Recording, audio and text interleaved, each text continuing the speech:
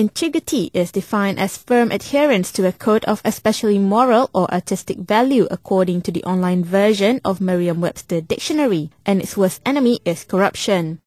A recent survey conducted by Transparency International shows that political parties in Malaysia are viewed as the most corrupted, closely followed by the civil service and the private sector.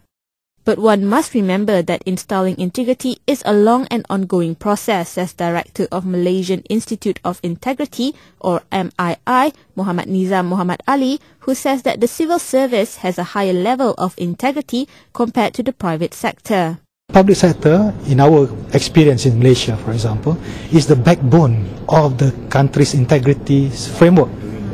Because we can't get what we have if they are lacking in integrity.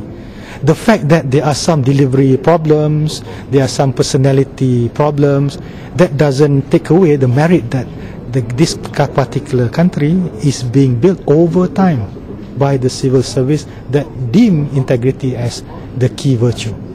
Nizam says it is not possible for a company to perform well if it lacks integrity.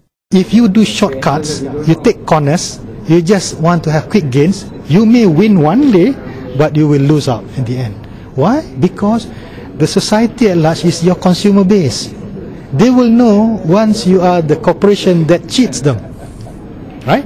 You got the profit today at the margin that you wish, but it may not last. Speaking to The Edge after delivering his speech at the Corporate Governance Week 2009, Nizam says that corporations should, on a daily basis, nurture integrity in its workers and suggested that a position called Chief Integrity Officer, or CIO, be created in organizations to show seriousness of the matter. If integrity is relevant, it must be the corporate DNA, and it must be nurtured by the role models of the corporations, and it must be always be the menu of the day for the corporations. Yeah? So, and to do so, you must have a structure called Chief of Integrity Officer, because he or she can then ensure there is lasting programs to support that agenda in every organization. He says that government-linked companies should start the trend of creating the position of a CIO, which will later encourage other organizations to follow. Meanwhile, Malaysian Institute of Accounting, or MIA President Nik Hasyuddin Yusof, who was also present, says that companies should provide quality financial reporting, which can help strengthen corporate governance. For example, the director must set the tone and the strategy that the company has to pursue.